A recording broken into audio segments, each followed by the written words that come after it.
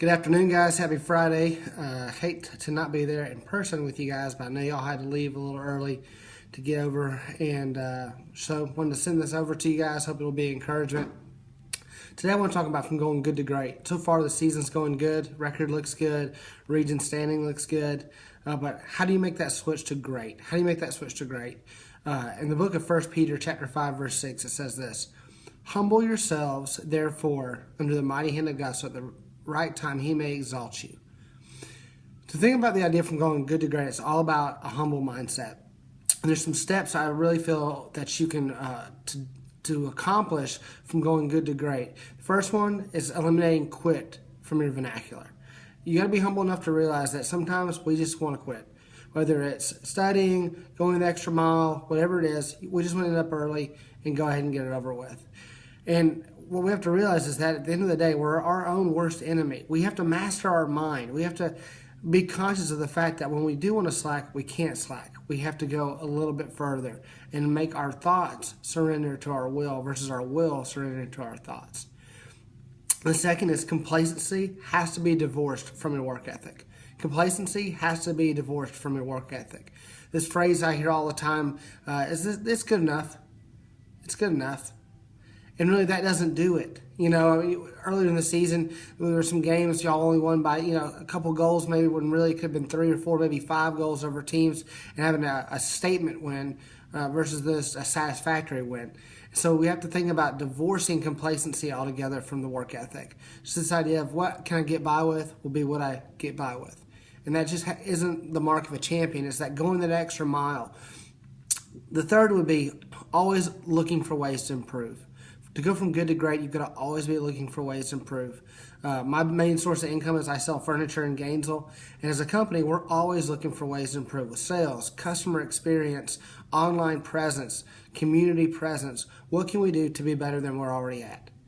We will increase quality, and our quantity and sales automatically will increase as well. So you think about it again. If you increase the quality of how hard you train, the quality of how you hold yourself as a leader or as an athlete, the quantity of wins, the quantity of your ability is going to automatically increase as well.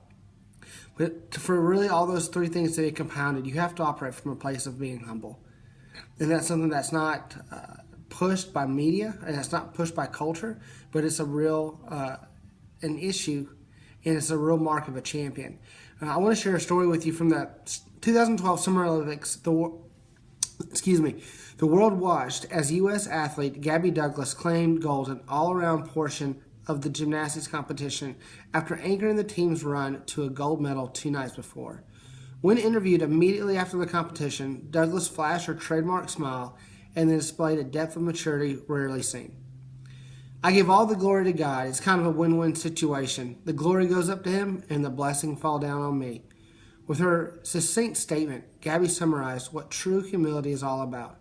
Humility is a combination of several things: the opposite of false pride, putting down others before yourself, meekness, modesty, and a form of submission. Humility is never false modesty. True humility can recognize the greatness of a moment, but always attributes the greatness to God and others, not self.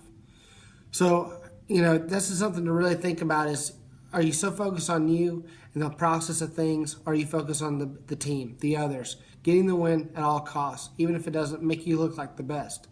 And that story about her from the Olympics, they use the word meekness. Oftentimes you hear that word meekness, and it sounds like shy or insecure or weak. Meekness isn't weakness. It's actually strength because you're humble in knowing who you are. So 3 questions I want to leave you guys with today before you get ready to head out and go get another win tonight. This will give you some perspective on if you have a humble heart or if you have some things you need to work on. The first one, have you ever had a moment of greatness, whether it was a great achievement, a personal best, a key victory? And what were your thoughts in the moment? What were your thoughts in that moment? The second question, how do you display humility during a great moment when others seek to praise themselves? How do you display humility during a great moment when others seek to praise themselves? And the last one, how do you practice humility on a daily basis? How do you practice humility on a daily basis? It's a process, but it's one we've got to encourage, and it's one we've got to embrace. So, guys, thanks again for today. Go out and get another win, and I hope to see you guys soon.